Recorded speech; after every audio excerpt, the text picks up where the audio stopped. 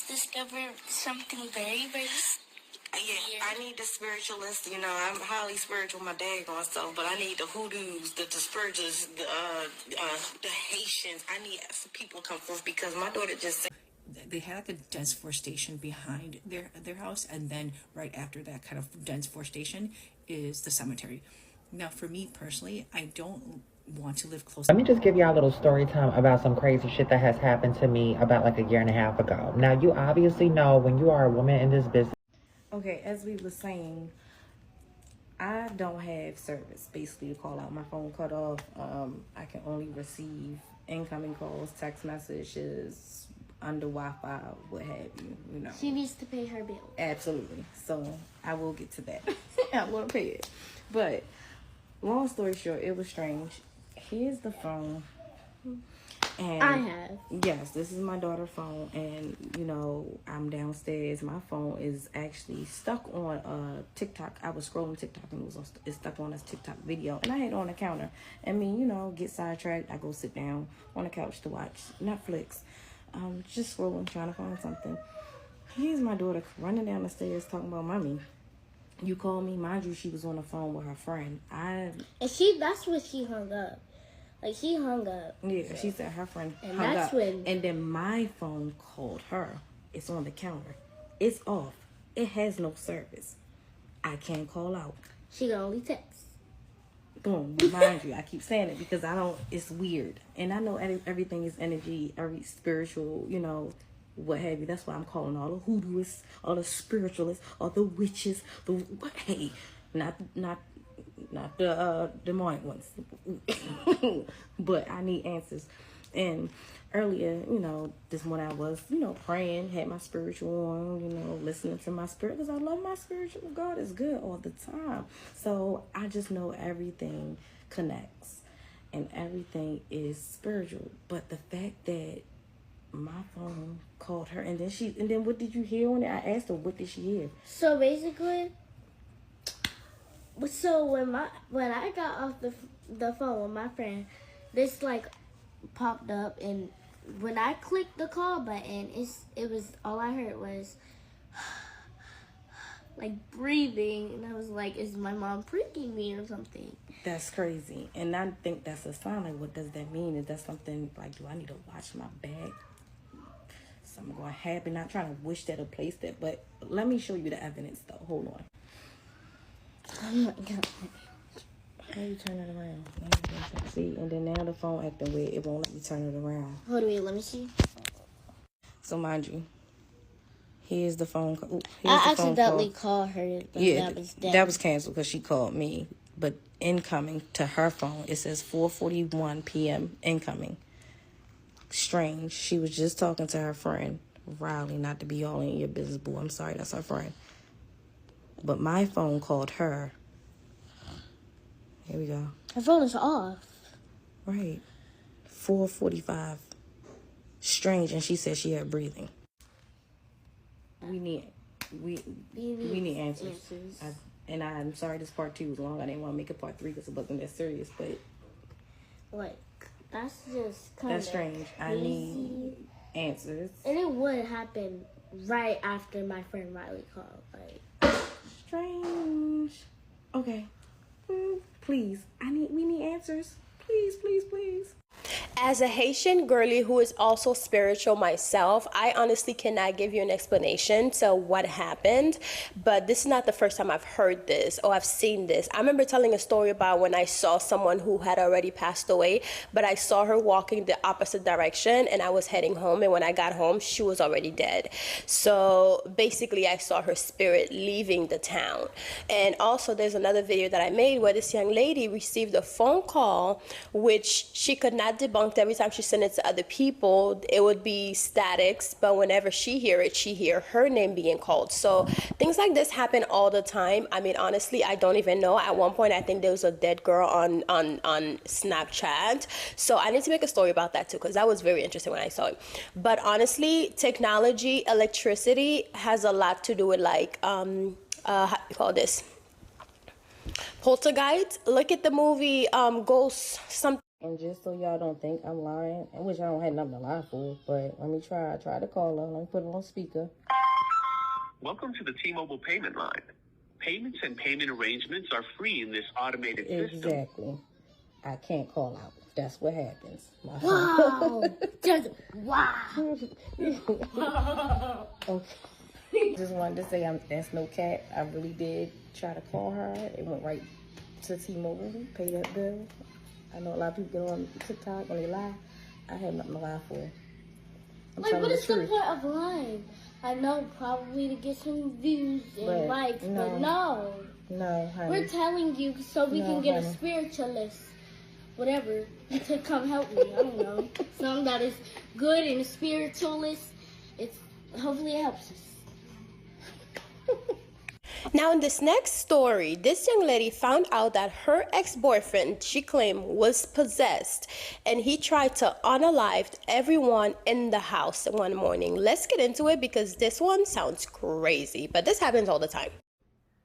Okay, so let's get into this story time about the time I experienced a possession, shape-shifting, and almost got killed in like a murder-suicide all in the same morning.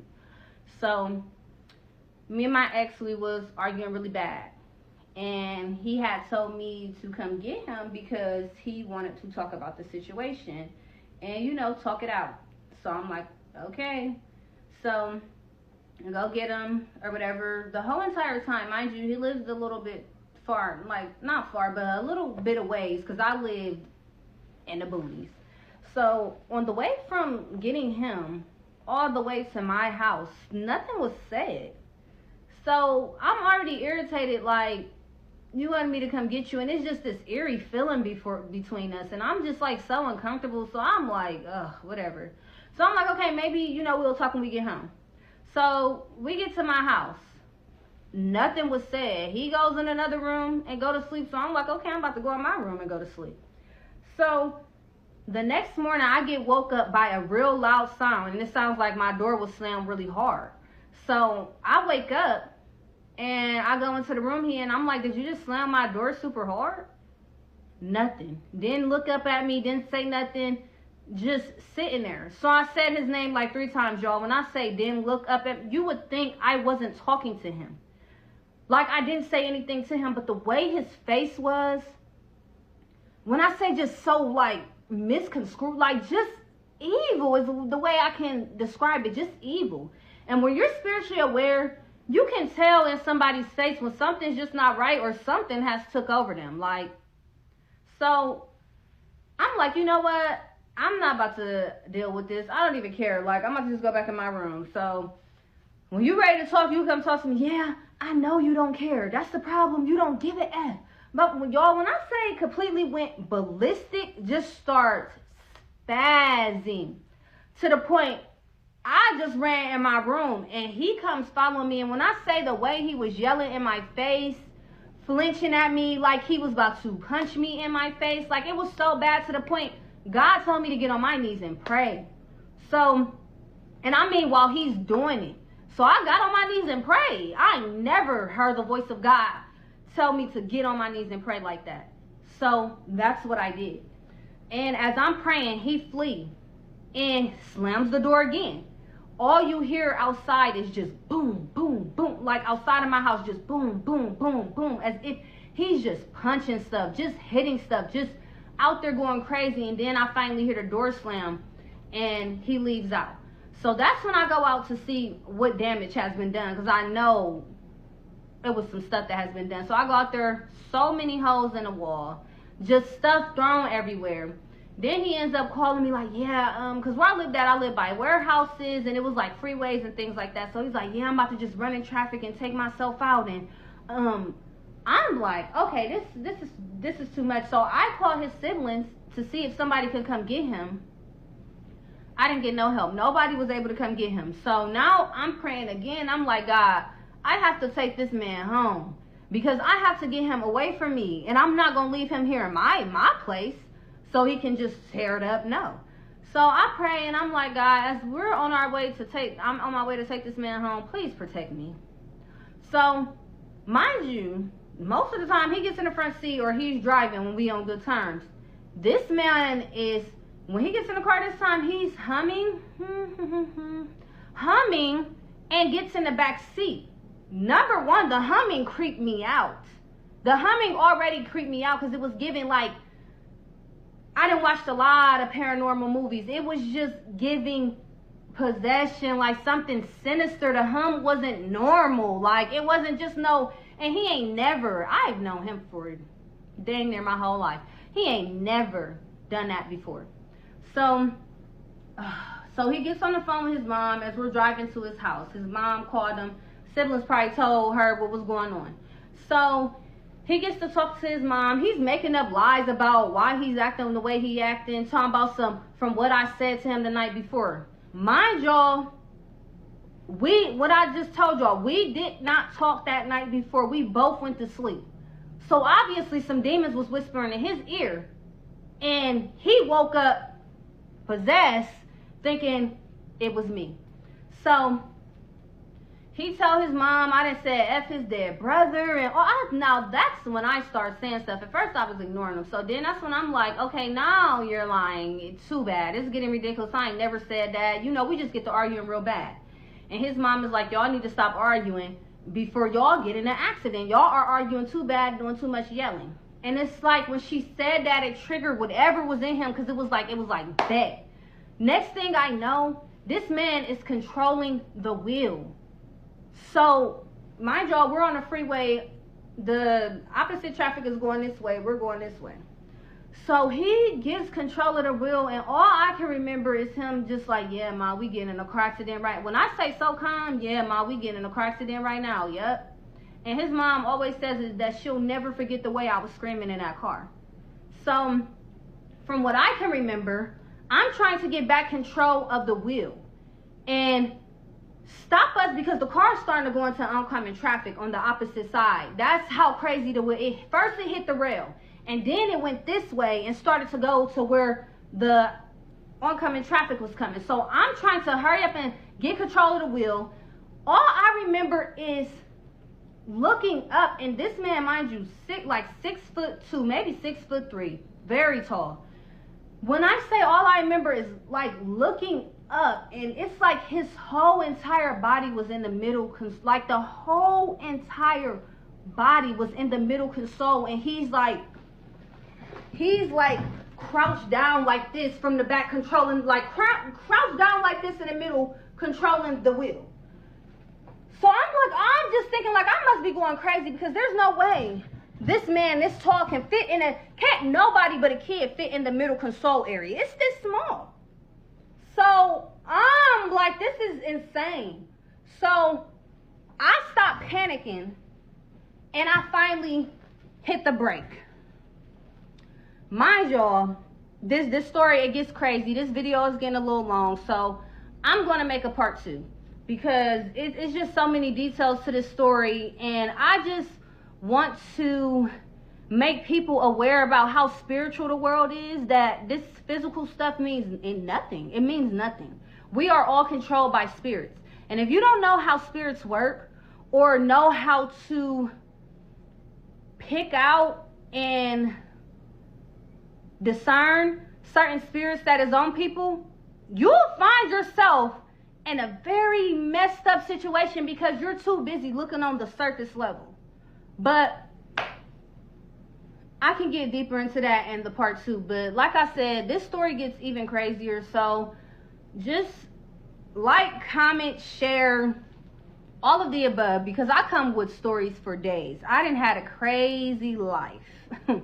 Crazy life.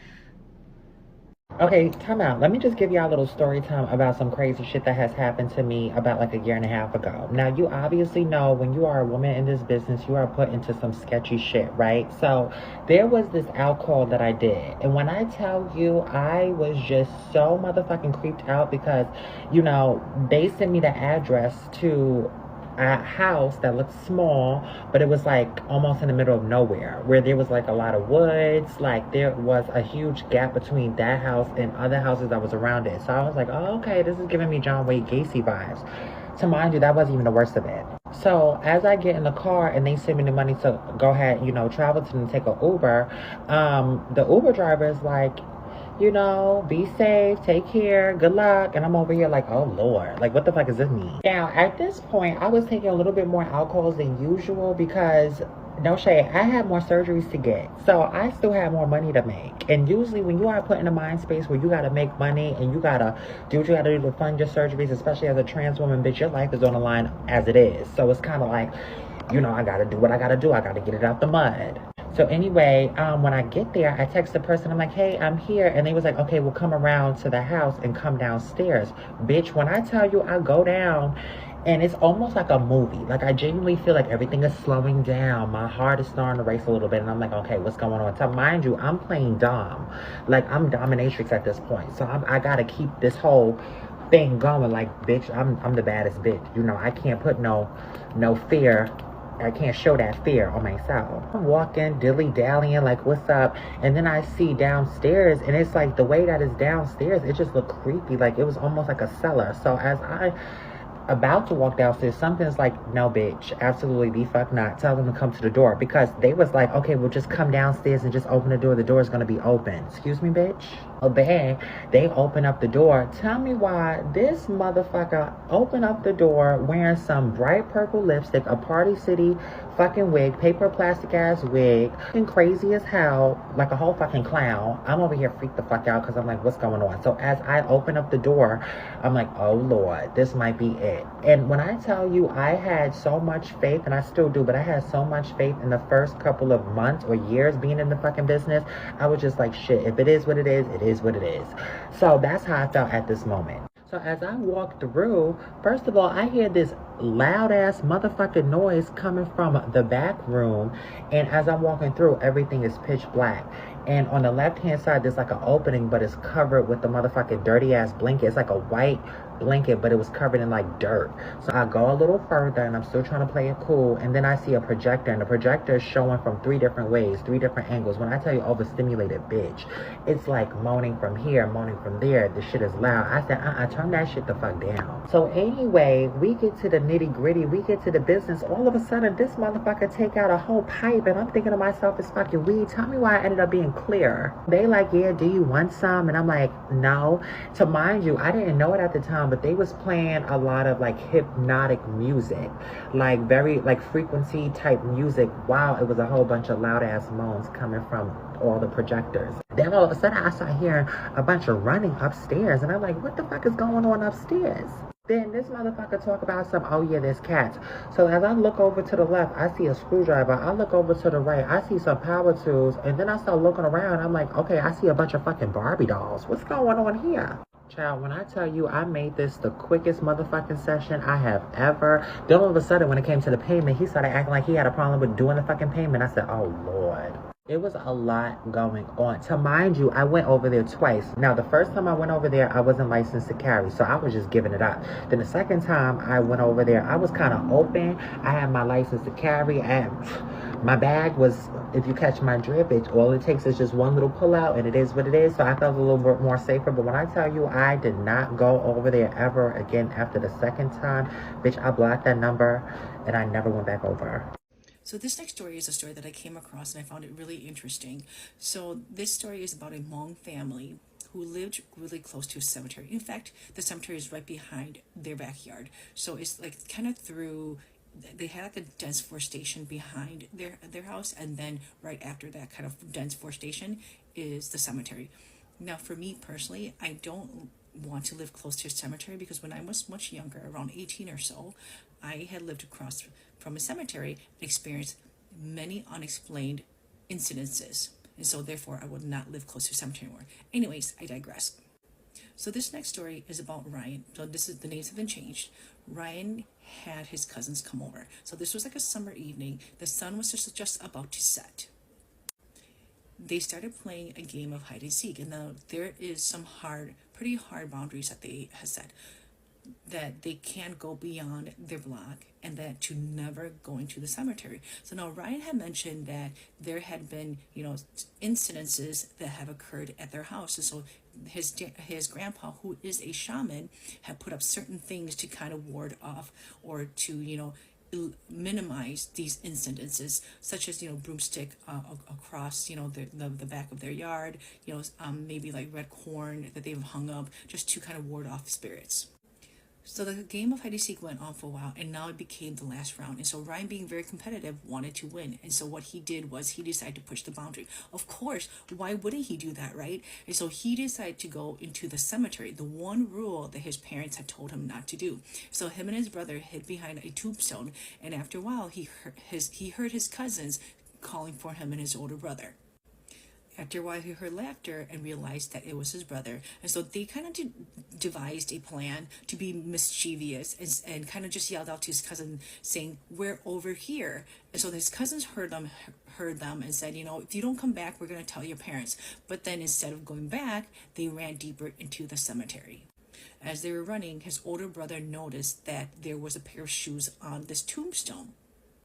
So being the little kid that he is, he decided to pick up the pair of shoe and throw it into the pond. And we all know you do not do this in a cemetery. But, guess they're little kids that they didn't know this. So Ryan kind of got mad and just yelled at him and said, "Why did you do that?" So the older brother kind of teased him and said, you're scared?" And so then he just kind of said, you're crazy. And then the brother actually took the other pair of shoes and then threw it into the pond. Then laughingly, the brother pushed Ryan into, the mud, close to the edge of the water, and then he ran deeper into the cemetery. So Ryan turned to run after the brother too, but then the only thing was that kind of stopped him was that he all of a sudden felt that he wasn't alone. That's when the older brother tripped and fell, and then he kind of yelled for Ryan to help him up. And then Ryan just kind of said, help yourself up and continue running, but then he kind of felt bad, and then he went back and, helped his brother. That's when the brothers just kind of nudged him and just silently put his finger to his lip in like a shushing motion, and said, "There's something here." Ryan turned to look to where his brother was pointing and saw that at the edge of the pond stood a older man. He was Caucasian, and he was tall and old. And he said that what kind of caught him and made him scared was the fact that he wasn't standing, he was actually floating. So they silently looked at each other and then just got up and bolted towards the house. When they got home, of course, his mom was frantic and worried, and so they got into big trouble. So that night, as they were laying in bed, he asked his brother, what did you see? And his brother said, "We're not talking about it." And so he just kind of went to bed, and then he actually ended up jolting awake and looked at the alarm clock and saw that it was 3:33 a.m. And that's when he noticed that there was a smell of rotting flesh in the room with him. And Ryan said that as a car drove by, there was a reflection of the headlights and, it kind of shone into his bedroom. And that's when he saw the shadow of that man that he saw outside by the pond. He was just standing there at the corner. And that freaked him out. And so Ryan nudged his brother awake and pointed over there and said, "There's that man." And eventually, he just kind of floated away as the sun came up. And so for the next couple of nights, they saw the same man every single night, over and over again, in the same corner. By the third night, his older brother finally fell ill. And so his grandpa called a shaman to come and perform a ritual to kind of see what's going on with him and to heal him as well, too. And that's when the shaman pulled his parents aside and said, "There is a man here. He's from the cemetery. He's extremely angry. Your son did something that really offended him." And that's when Ryan knew. He knew that it was the man from the cemetery, and it's because of those shoes that his brother threw into the pond. The adults went outside, and that's when they saw that the scarecrow that they had set up to kind of set up boundaries for, to ward off evil spirits had fallen down. The corn had been scattered, and the broomstick that they had laid across the back of their yard had, is now gone. So that's when the shaman put his veil over his face again, and he went back and was talking to the spirit, and he heard the shaman ask the spirit to please let his older brother go, to not keep him. And afterwards, the shaman said the spirit is really angry and he won't stop stop this until your son is gone, unless he rights his wrong. And that's when Ryan finally confessed and said, we were in the cemetery that night. We saw these pair of shoes. We threw it into the pond. We can go get it. We can get the shoes back and put it back where they belong. And he said that we can make it right. We'll go find it and we'll put it back. We'll right this wrong, and so that he won't take my brother. And the family didn't want to, but what else were they gonna do? They needed to right this wrong, and so they did reluctantly let Ryan and his brother go into the pond to try and get the pair of shoes. So Ryan said that as he went to the edge of the pond, he could see that the water was clear until he started walking in it and then became murky. And then out of nowhere, these long strands of hair wrapped around their legs, and they fought and they pushed forward, really despite them being so terrified. And eventually their hands brushed against something really solid, shoes. Despite them being really terrified, they quickly pulled the shoes from the water, ran over to the tombstone, placed the shoes on top of that, but then the brother, in his weakened state, kind of knocked the shoe over, and that's when they noticed that something had fallen from the shoe, and it turned out to be, this kind of like part of a finger that was in it. And so they actually just put the finger back into the shoe and placed it on top of the tombstone. And that's when Ryan looked up and saw that there was a presence, just the presence of that old man just standing there. So the presence of the man was just there watching them, really just acknowledging that they had done what they said they would do. And then that was the last they've ever saw of that man. Okay, guys, forgive me. I don't really know how to do this. I only know how to comment on TikTok, not really do videos. So I worked at a funeral home, well, a couple funeral homes. My family is in the funeral business, and I have so many stories, but the one that scared me the most was I used to work the graveyard shift, midnight to noon. And when it was slow, kind of in the middle of the night, you were supposed to go in the cooler where we kept all the bodies and process them, check them in, double check them. So when you bring them in, you process them the first time, and then somebody else has to double check them in. So I was double checking them in. So in this cooler, and they're stacked 5 high by 30 long, and you stick the lighter ones on top and the heavier ones on the bottom, and I'm putting them where they go and doing the paperwork. And I used to keep the big heavy cooler door open with the radio going, because I didn't want to be inside the cooler by myself. I wasn't really by myself, but with all these bodies. So I would always prop open the big cooler door with one of those industrial trash cans. And one night, maybe 3 o'clock in the morning, I'm working, and the trash can just blows over, falls over, and the door slams shut. There's no wind. It's inside. There's nobody there. It's just me. When I tell you that I ran so fast out of that cooler and out of the building and sat in my car and waited till 6 o'clock in the morning when the 6 a.m. shift showed up, I was terrified.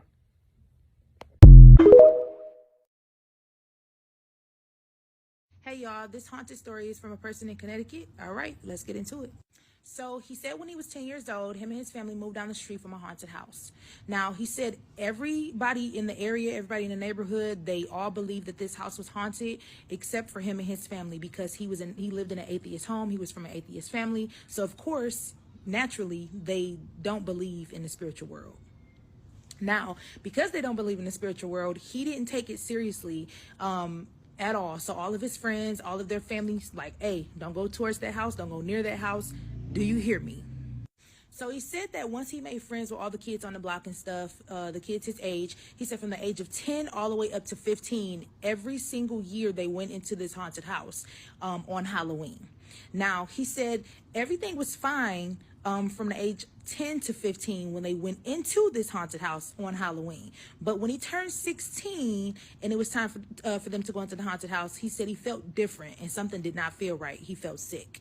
So once him and his friends snuck into the haunted house this year when he was 16 years old, he said that everybody just, I guess, dispersed and wanted to just leave. They left early. He went home and he said to his parents, hey, I'm sorry, I'm not feeling good, so I can't take my younger siblings out trick-or-treating. So his family was like, okay, it's cool, just stay here and rest. So while he was at home resting, he was laid down in the bed and he kept hearing someone call his name. And while they were calling his name, he, of course, was wondering, okay, everybody's gone, so who is that calling my name? He followed the sound, went downstairs, and when he went downstairs, he saw someone that looked just like him. He saw himself. So, of course, he's terrified. He runs upstairs. He closes the door. He locks the door. First of all, I would just like to interject. You ran upstairs and you locked the door and somebody was in your house. You need a whooping. Anyway, let's continue. So he said he ran upstairs and he locked the door. And once he locked the door, he said that somebody kept trying to get into the door. But finally, he said he dozed off and he went to sleep. Now, he said the next morning came, and when he went downstairs, his family and everybody was angry at him, and he didn't know why. And so he asked him, like, what's wrong? What did I do? And they told him he lied. He said he was feeling sick, but they saw him out with his friends riding around on his bike. He was like, I was not. I was here all night at home in bed because I was not feeling well. His parents didn't believe him, so of course he's grounded. Of course he's in trouble. So now that his parents don't believe him, they don't trust him to do anything, they don't trust him to go anywhere by himself, he had much more freedom until they saw him out with his friends. Now remember, he was not out. He was at home. So he said that people started to come up to him and say weird things like, why did you do this? Why did you do that? And he was just like, he didn't know what to say to them because everything that people were accusing him of, he did not do. So he said for a few years this went on. And so pretty much the city that he lived in, he just couldn't catch a break and everybody blamed everything on him and were thinking that this bad person that's going around looking like him was him. So he said one day he woke up and his parents' car was gone. And so the parents, of course, called 911 and they're asking the neighbors like, hey, did you see anything last night or X, Y, and Z? And so his neighbors were like, well, yeah, we saw your son driving off in your car. So, of course, the parents are furious. What did you do with our car? So fast forward to he is a grown adult now and his parents don't believe anything he ever says. They actually wanted him to get evaluated because they thought something was mentally wrong with him. He says till this day, he'll see that same person walking around looking exactly like him and will have the same outfit on as him. So then he does something even more dangerous and he thinks that playing with a Ouija board will help him like close whatever portal he may have opened when him and his friends went into that haunted house. Big mistake. So he says once he starts playing around with the Ouija board, that person that he saw that always looked like him pretty much came over there and started dragging the cursor across the board, spelling out, I want to be you. So now he's pretty much stuck and he doesn't know what to do. Now, he still does not believe in God, which is fine. You don't have to believe in God. But when it comes to stuff like this, you may want to. Like I said, we're going to touch up some stuff on this book. So in this book is called Spell of Abundance, Love, Wealth, and Protection. So in this book, on the first page, actually, I have a glamour affirmation that you will basically say, you stand in front of the mirror and you stare at yourself and you admire yourself and you will say to yourself how beautiful you are. You'll basically seal this your beauty, like your glam, after you've done your makeup, or even stand in front of the mirror naked with nothing on, so you can really reaffirm yourself of your beauty, of your confidence and all that. This book is mainly for like self-confidence and self-elevation, you know, calling the goddess in you, calling the divinity in you, you know, calling the beauty in you, and also work with the moon because the moon represents the woman, the mother, womb, water, all of this. So yeah, I have all the steps in here of all the spells that you need to do. It even has one to get rid of unwanted guests. It's pretty funny. To get rid of unwanted guests. And this book right here, right? So I'm gonna run down real quick of all the materials that you're going to need. You will need a brand new broom. It has to be brand new. and you'll need a piece of parchment paper, a black pen, a black trash bag, because we're going to get rid of this sucker, right? And of course your intentions. And also I have spells on here that you can say. I have daily affirmations, and also I have spells on here that you can do every single day to work with the energy of the planets of the day, and also the archangels that work with the day. So anyways, there's so many spells. There's a 7-day manifestation spell with archangels, and let's see, a 30-day money spell with bay leaves and the Fihu sign, which is a money sign. It's like an F with the extra part. Anyways, the symbol's there, and I even show you like what you need to do, what the sigil look like, all that, and the keys to enhance your spell. So there are different things on here on how to enhance your spell, and basically grow your finance, grow your love, self-love, self-admiration, chance to say to yourself to give you that extra energy to go about your day. And also tips to enhance your spell. Oh, I already said this.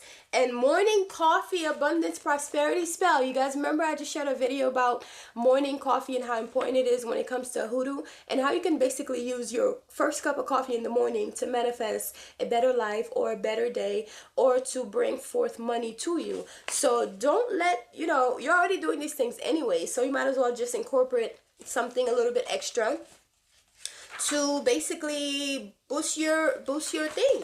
And here's a to influence your boss spell. So this one, I'm sure people who are actually working are going to love this. It's to influence your boss and attract favors towards you at work. Because look, in this economy, we're all working and we need some boost at work, and we also sometimes need to be tied to our job, so therefore you don't get fired. You know what I mean? So there's some stuff that you could do to basically tie yourself to your job, and or tie the job to you. And once you're done and you're all tired of that job, you can get rid of it. It's not something that's completely permanent, but use magic, guys. It's here for you to use. You have the herbs in your closet, you have the herbs in your pantry, you have the candles that you could just simply buy some candles super cheap. Use magic to elevate your life. Use magic to make yourself better. Let me tell you, Jesus was out here using magic, okay? Walking on water and stuff, and turning water into wine. Sounds like magic to me. But anyways, guys, I'll talk to y'all later. Bye.